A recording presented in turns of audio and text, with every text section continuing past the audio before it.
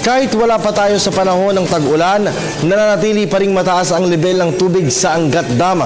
Dahil po dito inaasang mapupunan nito ang posibleng kakulangan sa supply ng tubig sa mga susunod pang buwan. Ang ulat mula kay Julius Di Samburon. Naitala ng pamahalaan ang halos 211.26 meters na level ng Angat Dam nitong mga nakalipas na araw. Mas mataas ng 1.3 metro mula sa kanyang spilling level. Simula alas 8 ng ika-27 ng Enero, nanatili dito ang level ng dam. Tila kakaiba dahil hindi panahon ng tag-ulan. Ayon sa punong panlalawigan ng Bulacan, kung hindi magbabago ang level nito habang tag-init, maaari itong makatulong upang punan ang posibleng kakulangan sa supply ng tubig, hindi lang sa Bulacan kundi pati dito sa Kamaynilaan. Kung 211 o 12, ang spilling level natin ay 210, pero kung yan ay 212 at rainy season ngayon ay nakakakabayan. Ay, pero ito'y dry season eh. So, gagamitin na yan sa generation of electricity, gagamitin yan to supply the potable water needs of Metro Manila. So, and hopefully, yung tubig na ito makakaabot hanggang next rainy season. And I think na walang dapat pangambahan. Well, mag-dry season man, ay meron tayong irrigation canal eh. So, magpapatapon lamang yung Bustos Dam.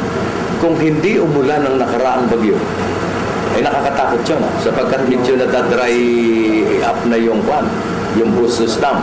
Base naman sa nakuhang datos ng PTV News, nasa 100.7 meters na ang Ipo Dam simula noong January 27. 0.3 metro na lang at aabot na ito sa kanyang spilling level, habang ang Bustos Dam ay umabot na sa 17.34 meters. But there's nothing to worry sapagkat dry season ngayon. So kailangan yan.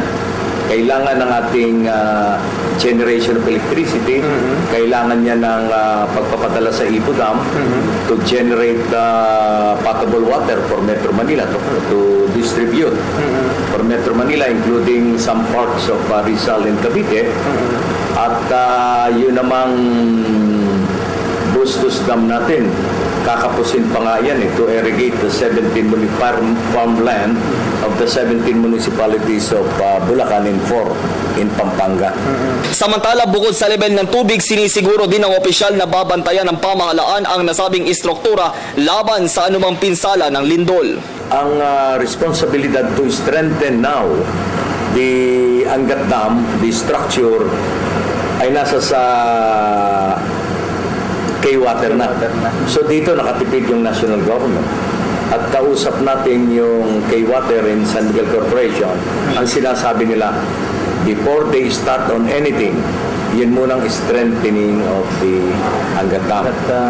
Para sa Telebisyon ng Bayan, ako si Julius Di Samburon.